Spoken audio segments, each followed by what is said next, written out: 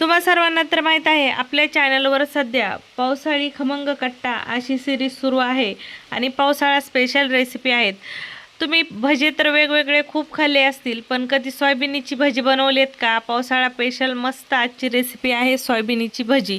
नमस्कार मंडळी, मी वर्षा येवले माझ्या चॅनलवर तुमचं खूप मनापासून स्वागत करते। तर इथं एक वाटी सोयाबीन 20 मिनिट पाण्यामध्ये भिजून नंतरून छान कोरडी होईपर्यंत पिळून घेतली। नंतरून त्याच्यामध्ये 1 चमचाभर अद्रक लसणाची पेस्ट टाकून घेतली। सोबतच हळद टाकलं, मीठ टाकलं, धना पावडर टाकली, गरम मसाला टाकला आणि चवीनुसार मीठ टाकून घेतलं आणि या सर्व जिन्नस छान अशा सोयाबीनीला लावून घेतल्या। म्हणजे जे मसाले घातलेले आहेत ते सोयाबीनीला सगळीकडून लागायला हवेत, म्हणजे मसाल्याचा जो स्वाद आहे तो पूर्ण सोयाबीनीमध्ये आपल्याला पोहोचवायचा आहे। तर छान सोयाबीनीसोबत मसाले मिक्स करून घेतले। नंतरून कढाईमध्ये तेल गरम करायला ठेवलं, 2-3 चमचे तेल गरम करून घेतलं। तेल गरम झालं की जी आपण मसाल्यासोबत सोयाबीन मिक्स करून ठेवलेली होती ती सोयाबीन कढाईमध्ये घालून घ्यायची आणि छान 5-6 मिनिट हिला मिडियम गॅसवर फ्राय करून घ्यायची। बघा छान मस्त 4-5 मिनिट इथं सोयाबीन फ्राय करून घेतली। मस्तपैकी आपली सोयाबीन भजी बनवण्यासाठी तयार झालेली आहे।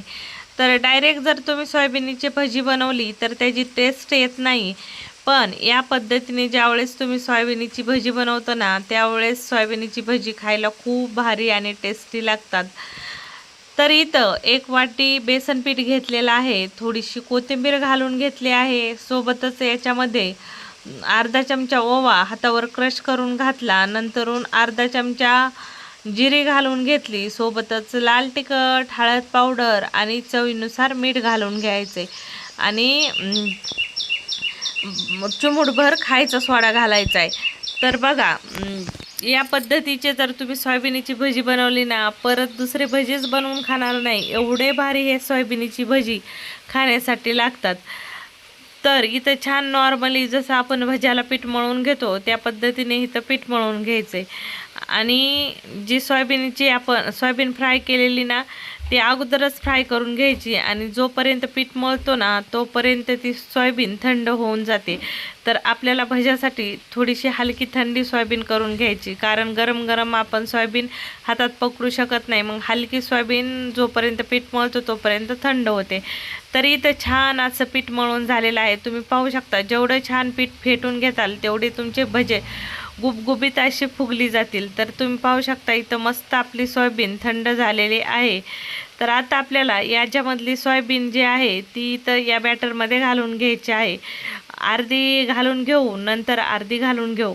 आता इथं बॅटरमध्ये सोयाबीन टाकून घ्यायची। जसे आपण वडापाव करताना गोल तयार करून घेतलेले बटाट्याचे वडे बॅटरमध्ये डुबून घेतो त्या पद्धतीने इथं ही सोयाबीन ह्या भाजीच्या पिठामध्ये डुबून घ्यायची आहे।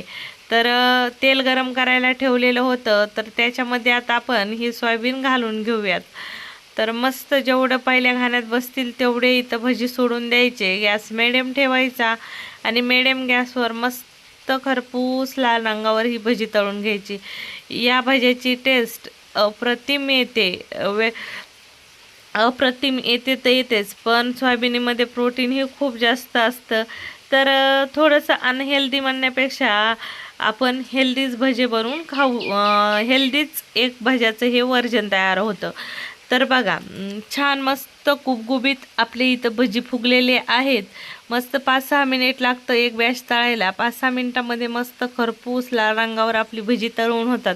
आता तुम्हाला भज्यासोबत खायला मिरच्या तळून घ्यायच्या असल्यात मिरच्या तळून घेऊ शकता, किंवा एखादी चटणी वगैरे बनवायची असेल तर चटणी बनवून घेऊ शकता।